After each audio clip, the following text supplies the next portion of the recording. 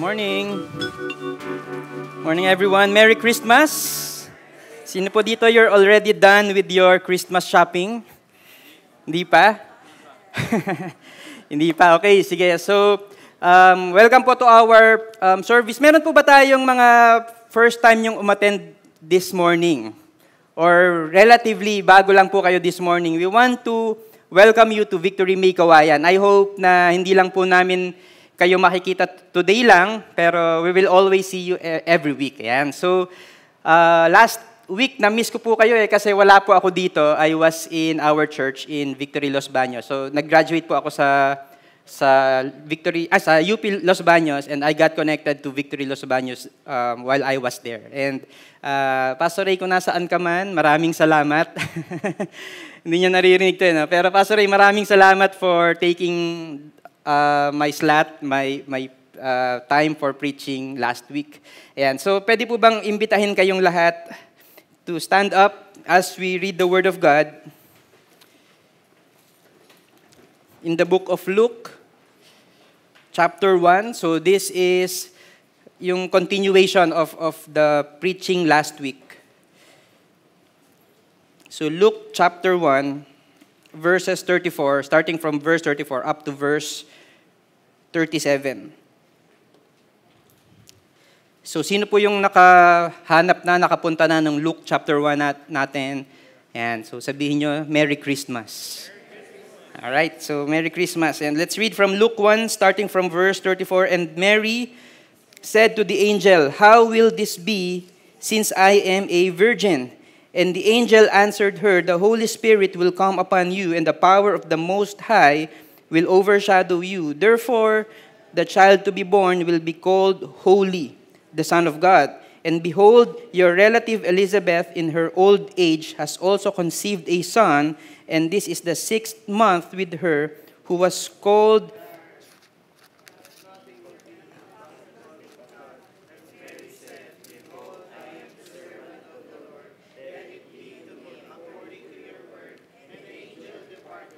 All right, so let's pray. Lord, thank you so much that as we read the Word of God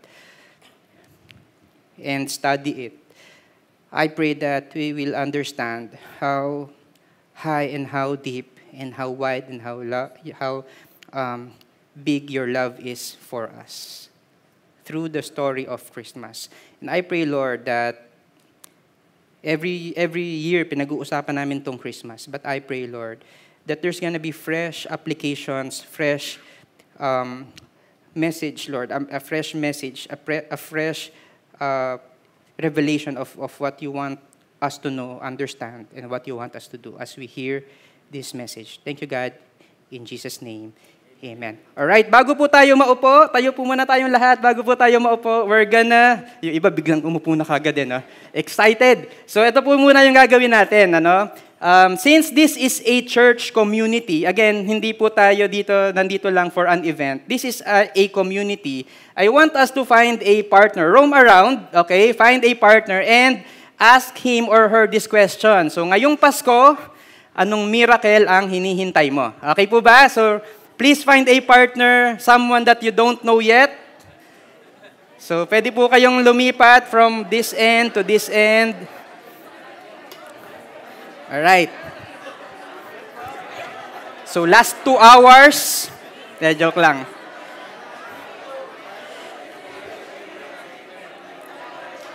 Tanungin nyo na din kung ano yung pangalan nung kausap ninyo. Okay, anong miracle ang hinihintay mo ngayong Pasko?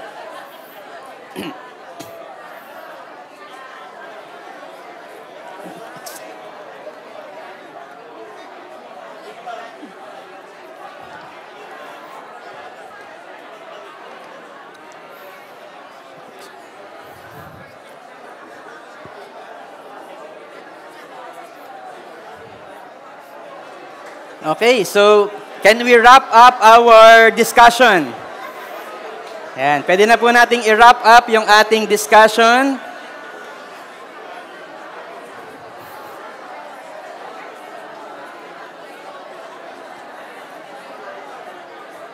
Okay, 10, 9, 8, 7, 6, 5, 4, 3, 2, 1. Okay, ay, hindi pa tapos. Nagsisimula pa lang. Sige. Sige, we're gonna give you time to talk to one another.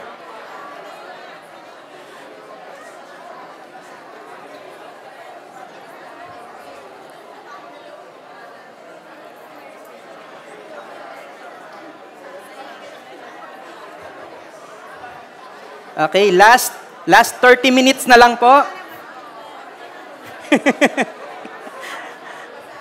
Yan. So, parating na po yung taga 12 p.m. service. Hindi, joke lang. Hindi, okay lang po, no? Alright. So, it's so good to see all of us talking. Kanina kasi, before we started our service, lahat nakaupo lang, walang nag-uusap. Di ba ang ganda kapag ka nag-uusap-usap yung mga tao sa loob ng simbahan?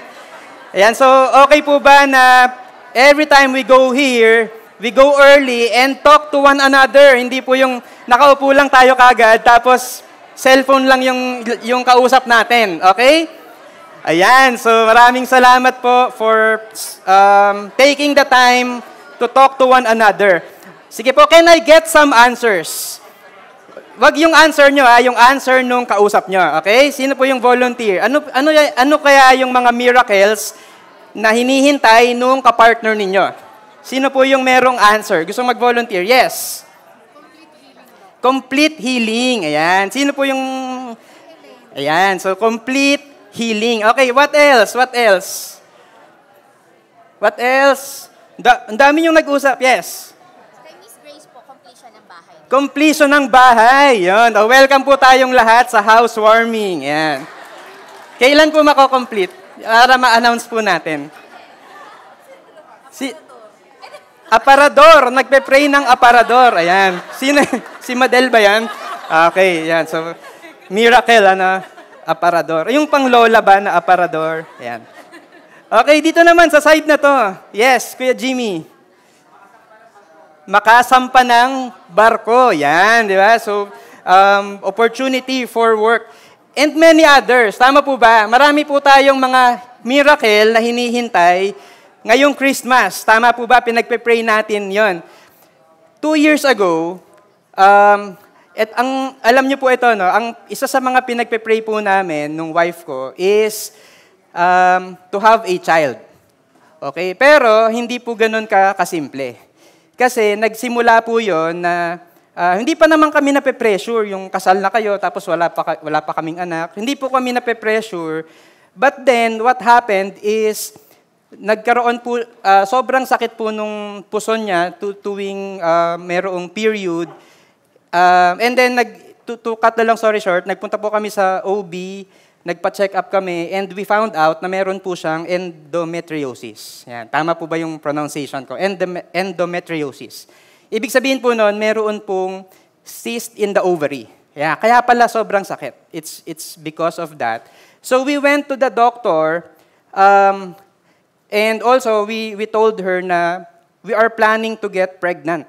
Okay, gusto na po namin magka-baby. Sabi ng doctor, alam nyo, medyo mahirap. Medyo bad news.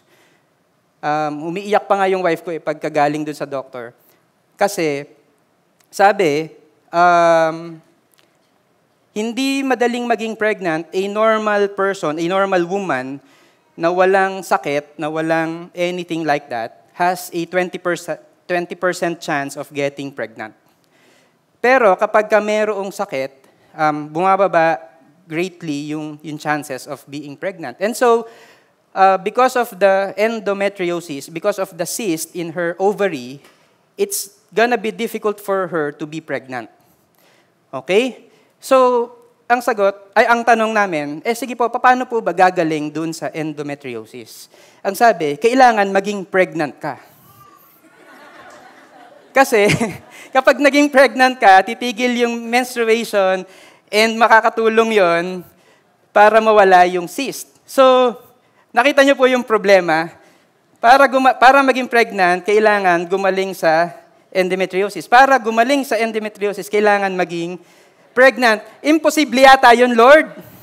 Parang niloloko mo kami, di ba? Yung parang paikot yung problema mo.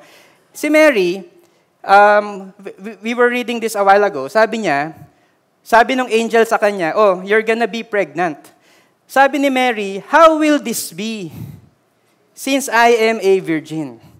Di ba, it's a question, it's a statement na parang imposible yata yun. Paano mangyayari yun? Virgin nga ako. Okay? And tayo pong lahat, we have questions like this. Papalitan lang natin to. Di ba? So, how will this be since blank? How will this be since blank? Paano magiging pregnant? Meron ngang endometriosis. Paano ako gagaling sa sakit ko? Wala nga akong budget para magpagamot, para bumili ng medicines, para magpa-opera. Paano ako makakapagpatayo ng bahay? Wala akong budget for that. Paano magiging masaya yung Pasko ko? Hindi pa nga niya ako sinasagot. Yan, yung iba, ganun yung impossibility. So, ang dami po nating naiisip. How will this be? Paano na? Since blank. Okay, probably, while I was saying this, meron po kayong naiisip. You have your own, how will this be since blank moments. Pero ito po yung nangyari. Verse 37, it says here, sabi po nung angel, for nothing will be impossible with God. How many of you believe that nothing is impossible with God? Yan, di ba? So, nothing is impossible with God. And so, ano pong nangyari kay Mary? She became pregnant. Because nothing is impossible with God. And now, fast forward to our story. So, alam nyo naman po yon at naririnig yung umiiyak minsan, yung anak ko. June last year, my wife got pregnant. Amazingly, miraculously. Ayan, ito po yung picture niya nung newborn. Ayan, ito po siya ngayon. Ayan, so 9 months old na. Ayan, anak, tignan mo yung picture mo. Nandun. So, it's a miracle. In fact, nung nagpa-check up po kami dun sa OB, sinasabi niya, alam nyo yung nangyari sa inyo? It's a divine intervention. Doktor po nagsabi nun. Diba, that what happened to you is a divine intervention. And yung iba kong mga pasyente who are going through the same problem that you're going through, ikukwento ko yung nangyari sa inyo so that they will also be encouraged. Because again, this is something that only God can do. This is a miracle. And then, my son was born March this year. And so, it's really amazing. And ano po yung natutunan natin dito? God can do the impossible. Tama po ba? God can do the impossible. So ang tanong ko po sa inyo, naniniwala po ba kayo that God can do the impossible in your own situation? Yan. Pwede po bang palakpakan natin si Lord? Yan. Okay, pwede na po tayong umuwi. May natutunan na tayo, di ba? Uy, walang tumatayo galing Kasi, kung eto lang, okay na to. Pwede na tayong umuwi kasi natutunan na natin that God can do anything because nothing is ever impossible with God.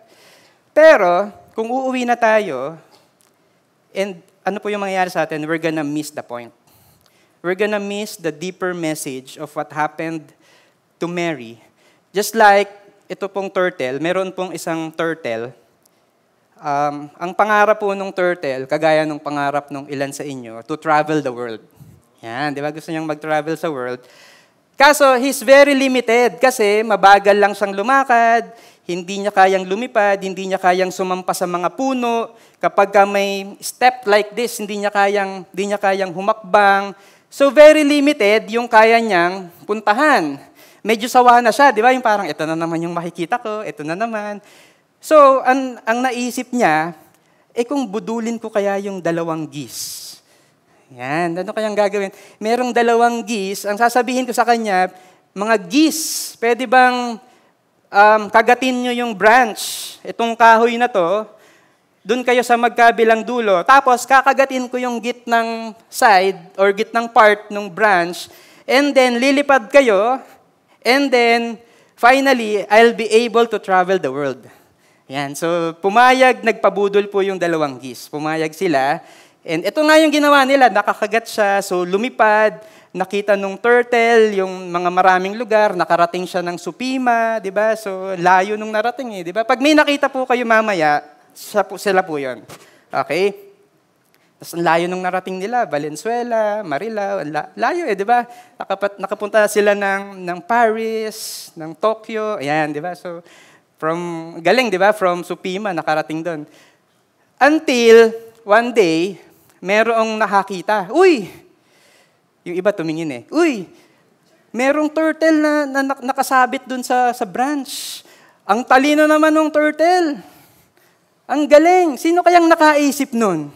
Sino kayang nakaisip na kakagatin niya yung branch, tapos makikita niya na yung surroundings, makakapag-travel na siya. Alam niyo po, yung turtle, hindi niya napigilang hindi sumagot. Sabi niya, ako yung nakaisip, noon! Boom! Yung iba di na-gets kung ano nangyari. Nahulog, di ba? And just like the turtle missed the point. He made it all about himself. Ay, ako nakaisip niyan. Ako yung magaling. Ako yung nambudol dyan. Nauto ko yung 2 gis. Ako yung palakpakan ninyo. Ako yung matalino eh.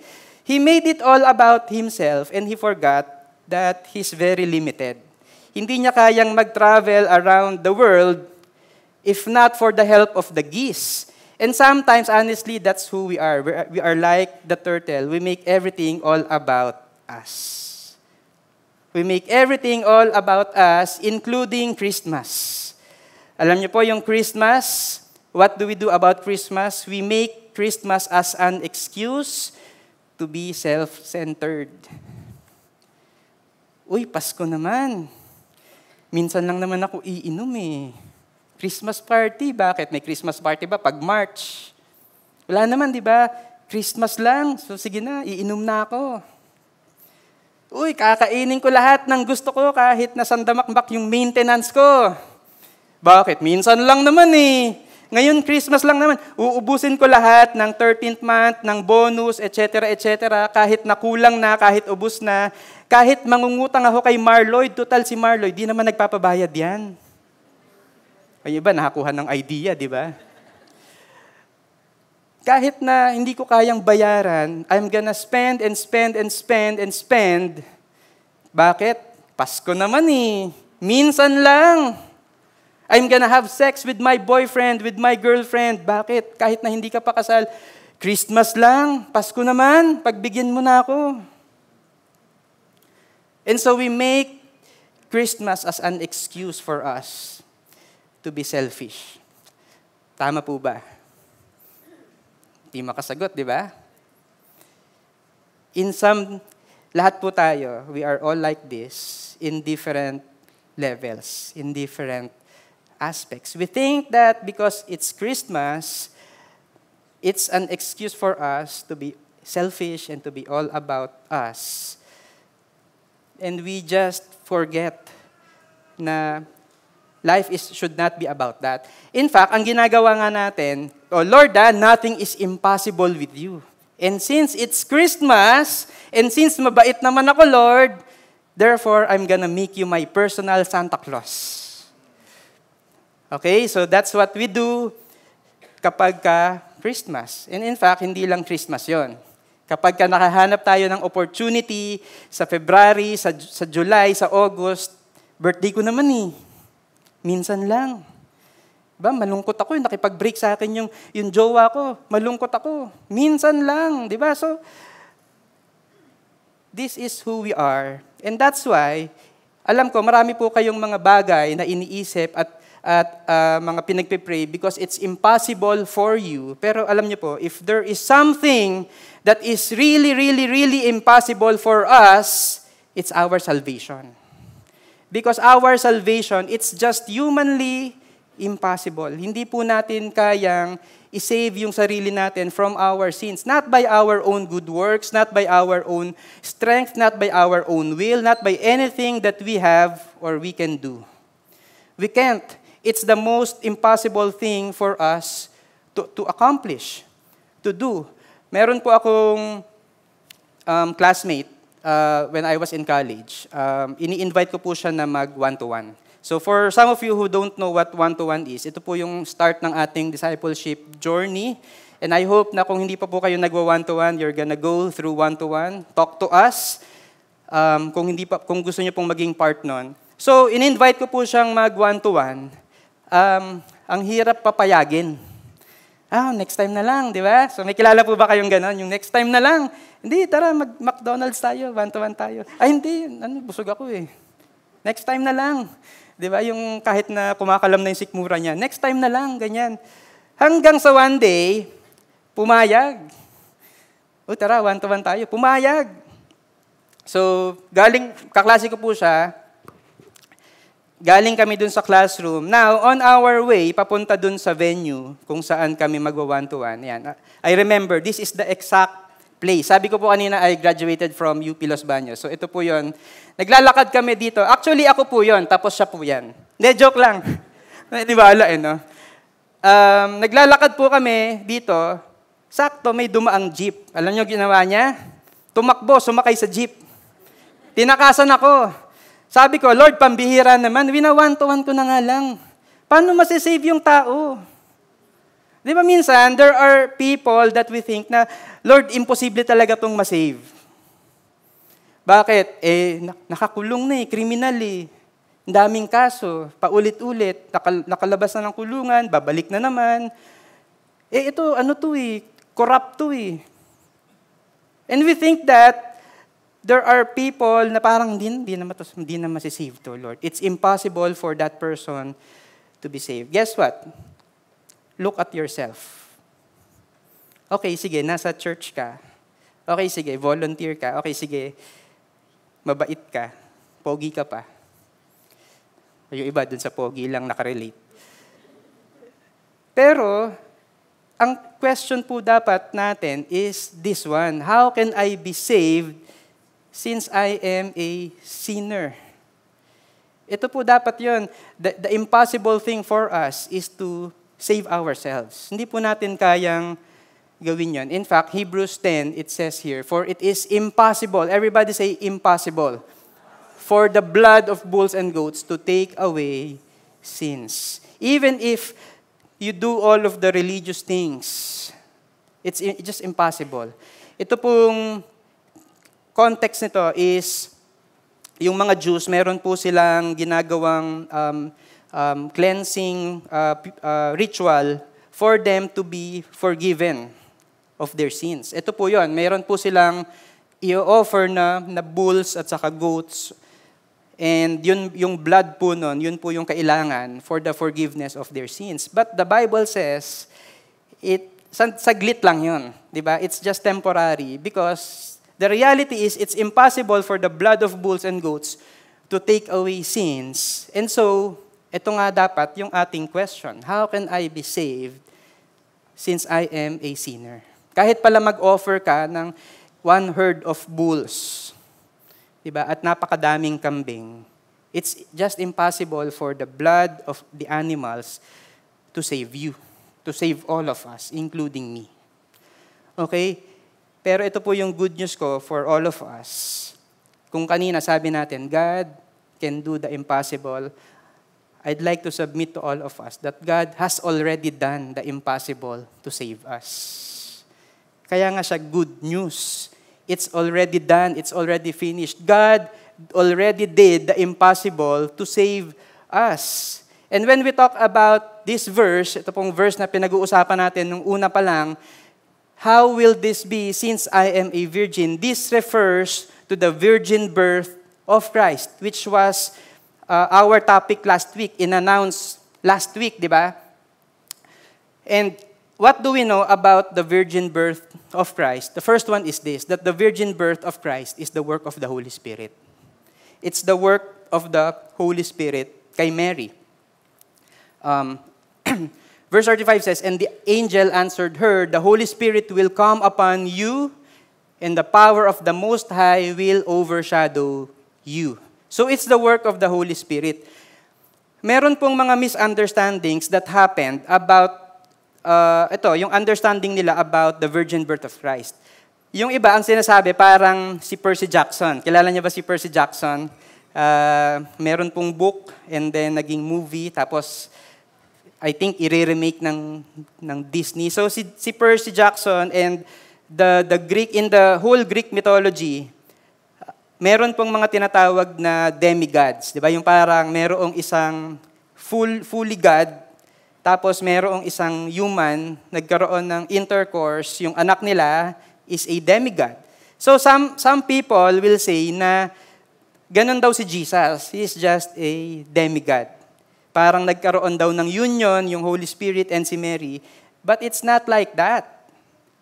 Yun pong conception ni Mary is the work of the Holy Spirit.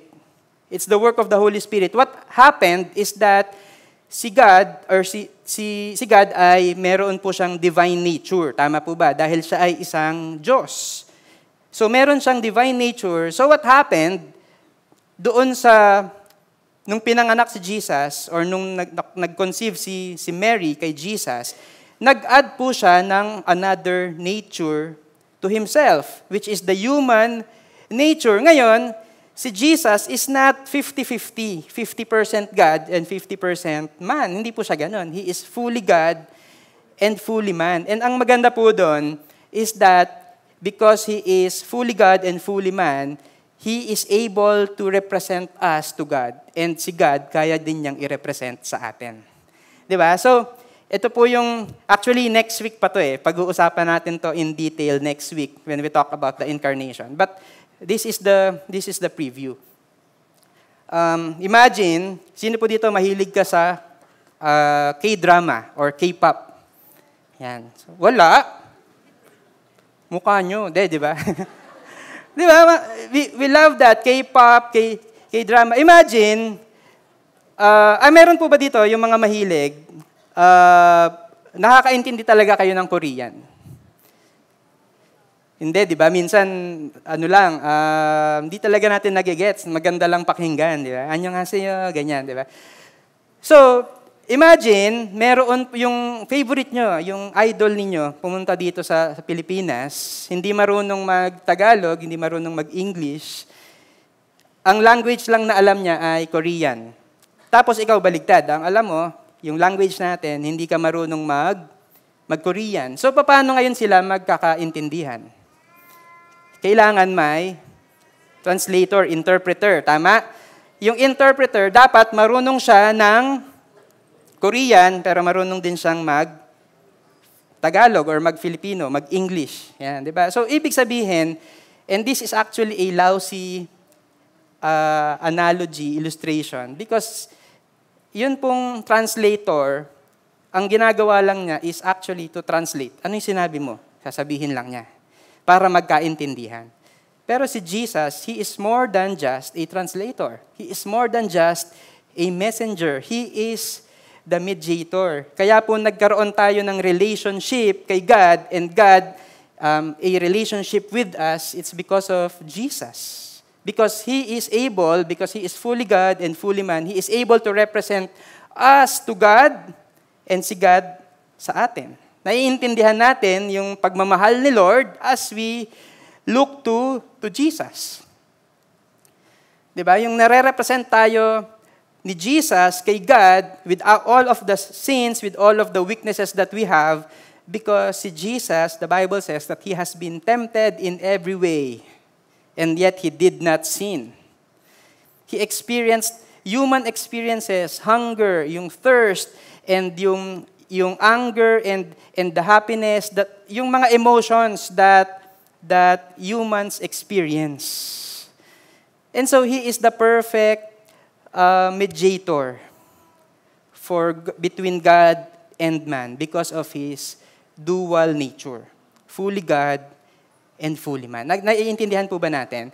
And this is the work, again, of the Holy Spirit. This has nothing to do with the work of Mary. Ang sabi po ni Mary in the Magnificat, ito po yung pinag-usapan natin nung sambang gabi. And Mary said, "My soul magnifies the Lord." So, she magnifies the Lord, and my spirit rejoices in God, my Savior, for He has looked on the humble estate of His servant. For behold, from now on, all generations will call me blessed. Binless ako ni Lord. Si Lord kasi yung gumawa nun. Kaya nga sabi niya, verse 49, for he who is mighty has done great things for me, and holy is his name. Holy is the name of God, because he has done great things for me. It is the work of the Holy Spirit in her, in Mary. And tayo pong lahat, probably iniisip nyo, hindi na po tayo makaka-relate. Hindi na ako makaka-relate kay Mary. Bakit? Hindi naman ako makaka-experience ng virgin birth. Tama po yun. Hindi po natin mababalitaan one day dito sa church, uy, may buntis. Holy Spirit daw yung tatay. Hindi po natin mababalitaan yon because si Jesus lang yon. Pero I hope na just like Mary, we're gonna allow the Holy Spirit to work through us and in us. Okay, so yung question natin, yung mga prayers natin kanina, sana hindi lang, Lord, do the impossible for me, gawin mo naman sa akin to. Pero sana, meron din itong nasa ibaba, do the impossible through me. Lord, do your will through me. Make a miracle through me. Diba? Hindi lang yung laging selfish. And I'm not saying na wag mo nang ipag-pray yung sarili mo, kung kailangan mo ng provision, kung kailangan mo ng aparador, kung kailangan mo ng kung ano-ano. Because really, the Lord stretches our faith through these impossible moments. Pero I'm just saying na wag lang puro itong nasa ibabaw. Ito rin yung nasa ilalim, Lord, do the impossible through me. Gusto niyo ba yan? That God will make a miracle through you?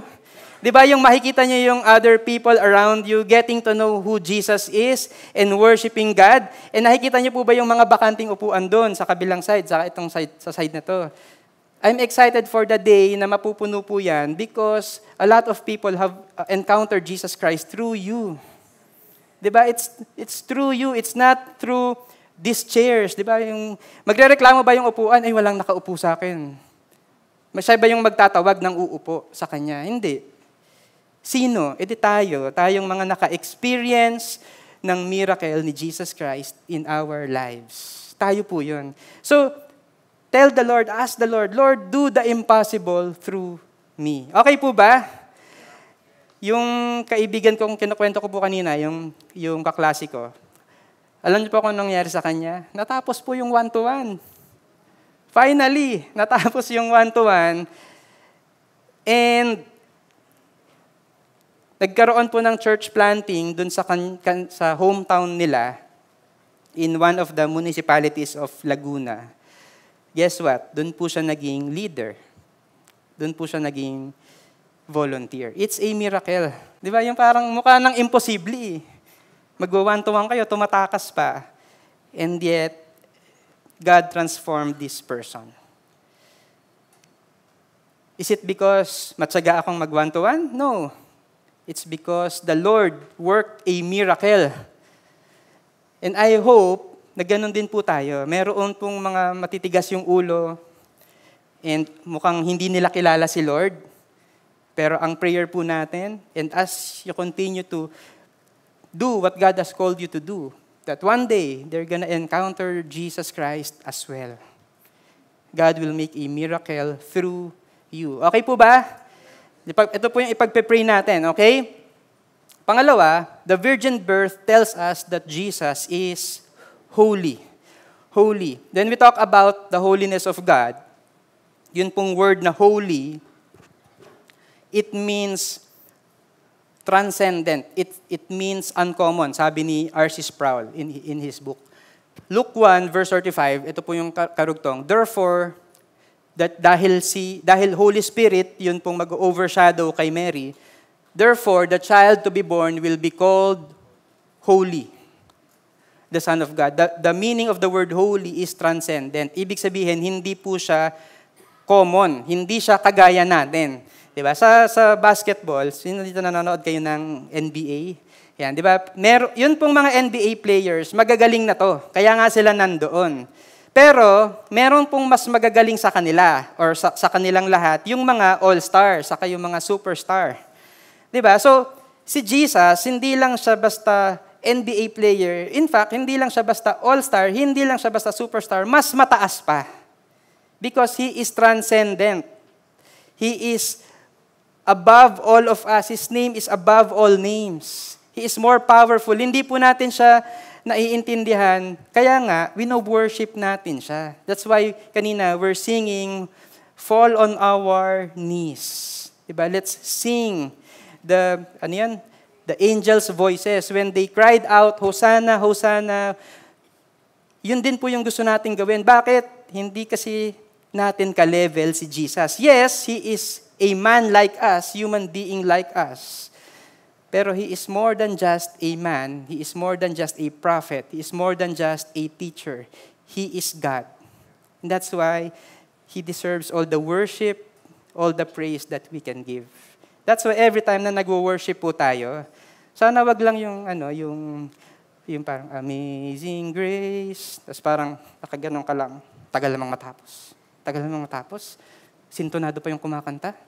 Di ba yung gano'n? Hindi po gano'n. I hope it's about worship. We think about all the holiness, all the goodness, all the love, all the faithfulness that God has, and that's why we will worship Him, because He is holy. And alam niyo po kung ano yung maganda dun sa holy? Because Jesus is holy, tayo pong lahat dito ay holy as well. Diba tayo pong lahat dito, because Jesus is holy, He has also made us holy. Sometimes, kapag pinag-usapan po natin yung word na holy, naiisip po natin, malinis. Di ba? Parang, kung sa analogy, malinis yung holy, pag unholy, madumi. So ngayon, kung malinis yung pagkain mo, at madumi yung kamay mo, pag hinawakan mo yung pagkain mo, ano mangyayari? Lalanggamin. Hindi, magiging madumi rin yung pagkain mo. Tama po ba? That's why we should always wash our hands, etc. So, ganun po yung experience nila before. In their culture before, sa mga Jews, meron po silang mga tinatawag na unclean. Yung, alam niyo po yon, kapag meron kang sakit sa balat, like leprosy, kapag meron kang, marami pong mga pwedeng mangyari sa'yo for you to be considered unclean.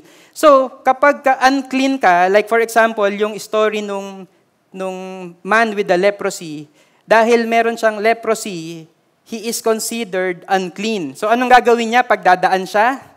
Sisigaw siya ng, unclean! Unclean! Bakit? Para yung mga tao, lalayo. Because anyone who comes in contact with an unclean person, pag nadikitan, he will also be unclean. Pero si Jesus iba. Bakit? Ano ba yung ginawa ni Jesus? Baligtad. Pagka hinawakan ka ni Jesus, ikaw kahit na you're not clean, you become clean. Yun po yun. Jesus makes us clean. The blood of Christ, the Bible says, makes us white as snow. We are made as white as snow because in all of the unholiness, in all of the sins that we have, Jesus is holy and so He has made us holy. And dahil holy ka, I hope na yung actions mo, yung words mo, yung attitude mo, will reflect the same holiness that Jesus Christ has given to you. Holy ka na eh. Diba? Nilinis ka na ng Diyos and therefore, bakit ito pa din yung mga sinasabi mo? Bakit ito pa din yung mga pinapanood mo? Bakit ito pa din yung attitude mo? Sabi po sa Bible, be holy for God is holy. So Jesus is holy and ang maganda po doon, He has made us holy. You are clean because of Jesus Christ. We are all clean because of Jesus Christ. Because of the shedding of the blood of Jesus Christ, He has made us holy. Amen po ba doon? Because if we don't really understand that, maybe we don't really understand what our sins did to us. I hope na maintindihan po natin how wide and how deep the love of God is when He made us holy, when He shed His blood on the cross. And thirdly, as I call the worship team, the virgin birth declares that God is with us. The virgin birth declares that God is with us. In Matthew 1, verse 23 says, Behold, the virgin shall conceive and bear a son, and they shall call his name Emmanuel. Emmanuel, which means God with us. God with us. Recently, meron po akong mga nirereklamo kay Lord, if that's the right term to use. Kasi sabi ko, Lord, ang hirap namang maging Kristiyano. How many of you, sometimes nararamdaman niyo po yan, yung parang, ang hirap namang maging Kristiyano. Di ba, yung ibig sabihin, it's convenient kung paglilingkuran ka ng mga tao, pero as a Christian, hindi na as a pastor, okay? As a Christian.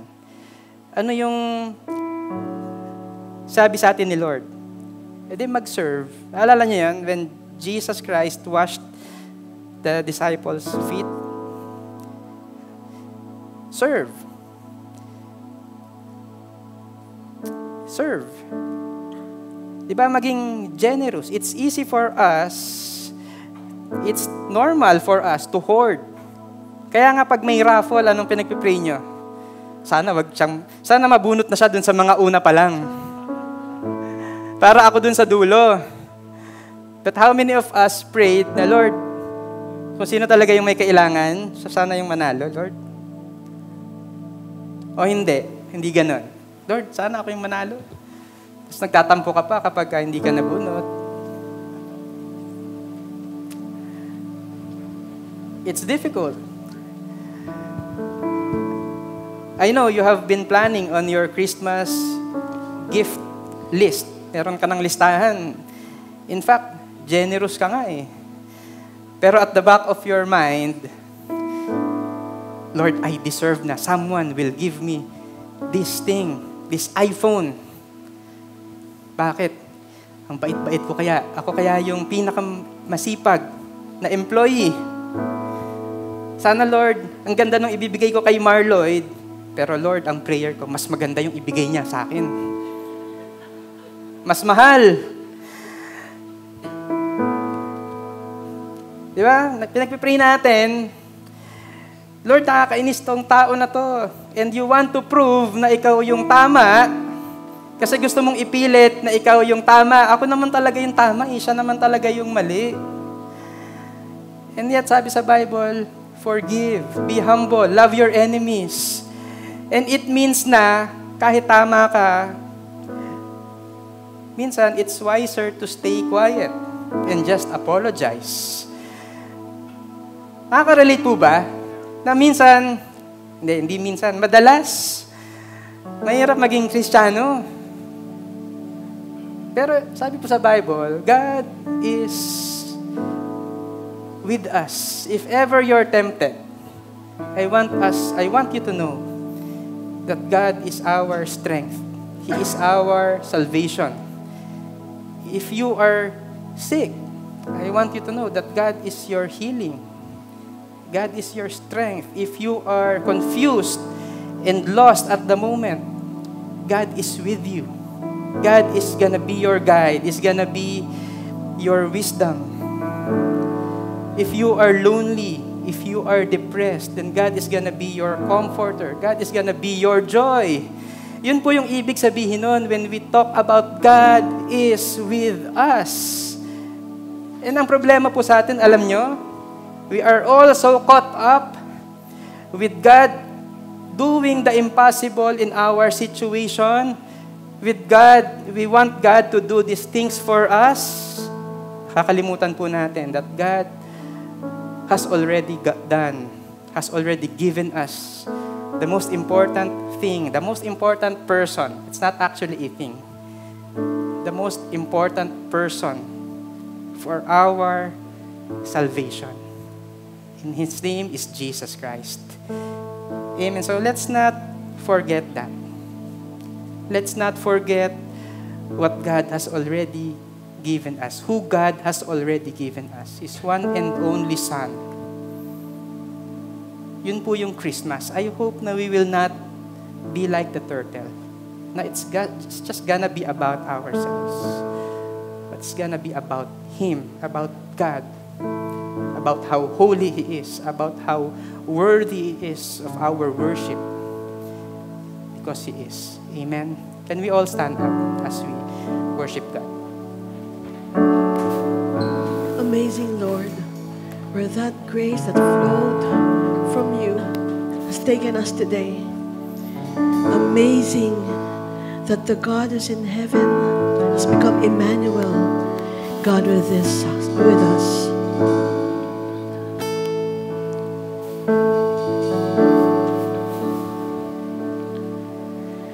Amazing grace, how sweet the sound that saved a wretch like me. I once was lost, but now I'm found. Was blind, but now I see. Just grace that taught my heart to feel, and grace my fears reveal. How precious is that grace appeared, the hour I first believed. My chains are gone, and I've been set free. My God, my Savior, has ransomed me. Like the flood, His mercy reigns, unending love, amazing. My chains are gone, chains are gone. I've been set free. Emmanuel, God, my Savior, has ransomed me. In the light of the flood, His mercy reigns, unending love, amazing. For the last time, let's sing. My chains are gone. I've been set free. My God, my Savior, has ransomed me. And God of love, His mercy reigns, unending love, amazing grace, unending love, amazing, unending love, amazing love, amazing grace. How many of you can relate? Amazing talaga yung grace ni God. Diba? Pwede bang palapakan natin si Lord? I want to pray for a group of people. If you're in that position na parang Christmas has been all about you. We always say na nag-service naman ako, namimigay naman ako ng regalo, pero deep inside your heart, Christmas has become all about you. I'd like for us to bow down our heads and close our eyes and raise our hands and just talk to God. Lord, sorry. Because Christmas has just been all about me. The things that I want, my goals, my ambitions, my desires, my wish list, my bucket list. Sorry, Lord. I forgot that it's really all about you. So, Lord, thank you so much for that amazing grace of reminding us that it's never about us. It has never been about us. It's all about you. Pero Lord, ikaw nga yun yung hindi selfish. Ikaw nga yung selfless who gave your one and only Son for us. So that we can be saved. Thank you, Lord, for your amazing, amazing, wonderful grace. And Lord, we just pray, work a miracle in our lives, and at the same time, work a miracle through us. There are a lot of people who are externally, they look like okay because they have all of these things for Christmas. And yet, when we talk to them, kita namin yung void, kita namin yung emptiness because they have not understood that God is with them. So Lord, I pray that you will work a miracle through us. Help us to preach that word, that God is with us. And because you are with us, you are more than enough for us. Yung satisfaction namin, yung joy, the security, our significance does not depend on everything that we want and have for Christmas. Not whether makukuha namin, mabibili namin yung gusto namin, mapupuntahan yung gusto naming puntahan. Pero I pray, Lord, that your presence, that's what we're gonna enjoy. Thank you, Lord, for Christmas. In Jesus' name, amen and amen.